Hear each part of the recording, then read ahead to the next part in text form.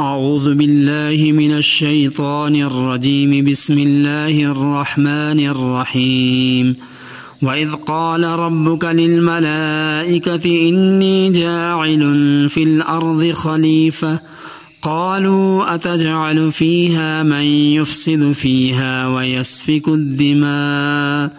وَنَحْنُ نُسَبِّحُ بِحَمْدِكَ وَنُقَدِّسُ لَكَ قال انی اعلم ما لا تعلمون۔ وَإِذْ اور جب قال کہا ربک تمہارا رب للملائکۃ فرشتوں سے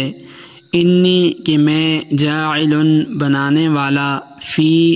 میں الارض زمین خلیفتاً ایک نائب، قالوا انہوں نے کہا اتجعل کیا تو بنائے گا فیہا اس میں من یفسد من جو یفسد فساد کرے گا فیہا اس میں ویسفک اور بہائے گا الدماء خون ونحن اور ہم نسبح بے عیب کہتے ہیں بحمدک تیری تعریف کے ساتھ ونقدس اور پاکیزگی بیان کرتے ہیں لکا تیری قال اس نے کہا انی بے شک میں عالم جانتا ہوں ما جو لا تعلمون تم نہیں جانتے۔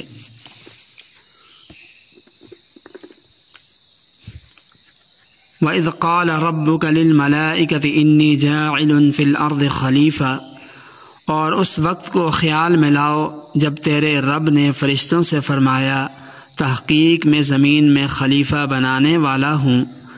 قالوا اتجعل فیہا من یفسد فیہا ویسفک الدماء تو فرشتوں نے عرض کیا کہ زمین میں ایسوں کو بنائے گا جو اس میں فساد کریں گے اور خون بہائیں گے۔ وَنَحْنُ نُسَبِّحُ بِحَمْدِكَ وَنُقَدِّسُ لَكَ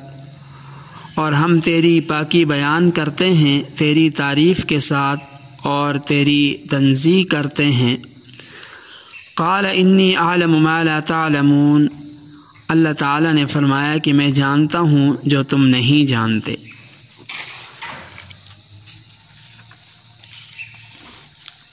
ماقبل آیات میں اللہ تعالیٰ نے تمام انسانوں پر جو ظاہری انعامات فرمائے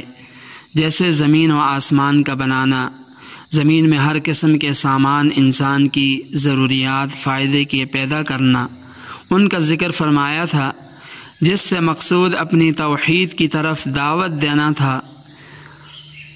اب نعمت کی دوسری قسم یعنی باطنی نعمتیں جو بنی نوع انسان کو عطا فرمائی گئیں ان کو یاد دلا کر انسانوں کو اللہ تعالیٰ کا شکر گزار مطیع فرما بردار بندہ بننے کی دعوت دی جا رہی ہے۔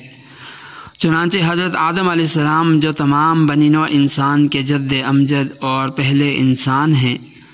ان کے شرف و فضیلت کو یاد دلایا جاتا ہے کہ اللہ تعالیٰ نے ان کو کس طرح اپنی قدرت سے پیدا کیا، ان کو کیسی علم کی دولت عطا کی، ان کو مسجود ملائکہ بنایا اور ان کو اپنا خلیفہ اور نائب ہونے کی عزت بخشی اور تمام انسانوں کو انہی کی اولاد ہونے کا فخر عطا کیا۔ چنانچہ اسی غرض سے حضرت آدم علیہ السلام کے قصے کو یہاں پر بیان کیا گیا۔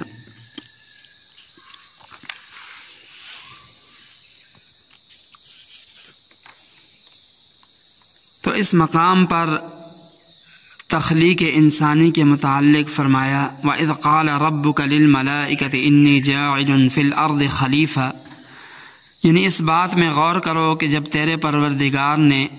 فرشتوں کے سامنے فرمایا کہ تحقیق میں زمین میں خلیفہ بنانے والا ہوں،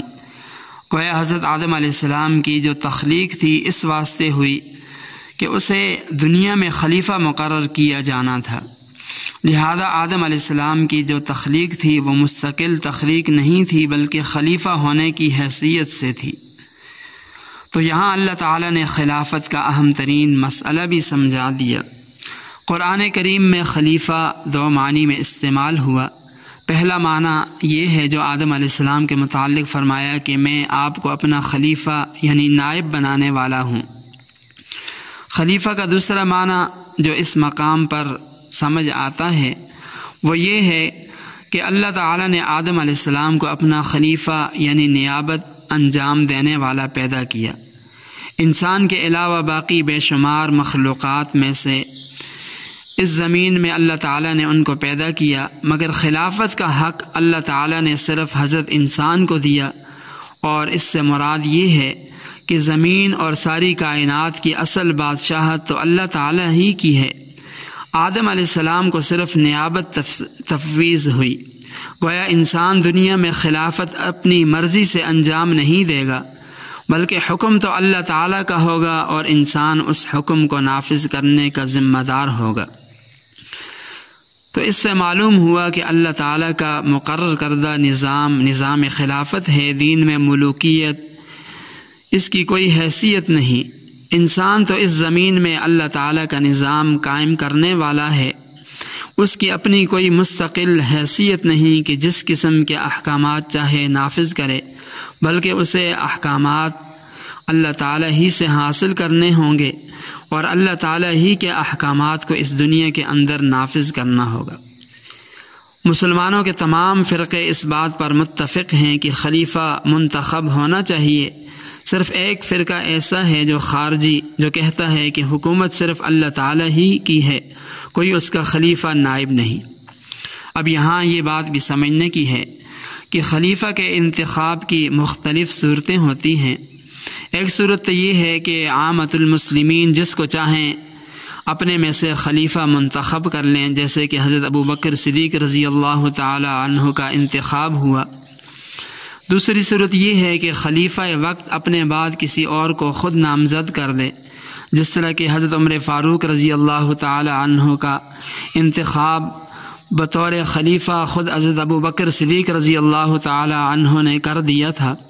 کہ آپ نے ایک خط لکھ دیا تھا کہ لوگوں کے سامنے پڑھ دینا، گویا یہ خلافت کا پروانہ تھا۔ یہ دوسرا طریقہ ہے۔ خلافت کا تیسری صورت یہ ہے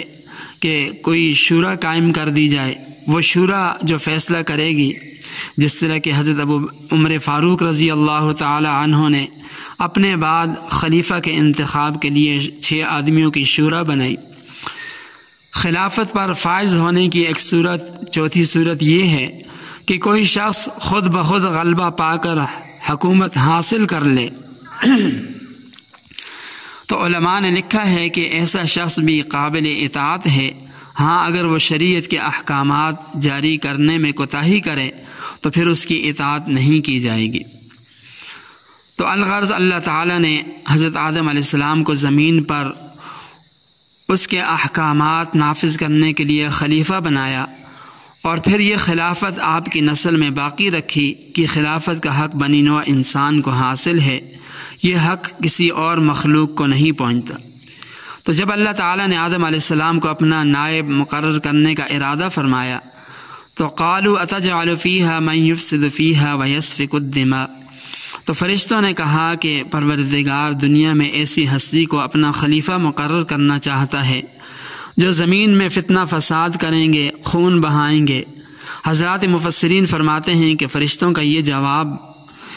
نے یہ جو جواب دیا تو اس کی کئی وجوہات ہو سکتی ہیں۔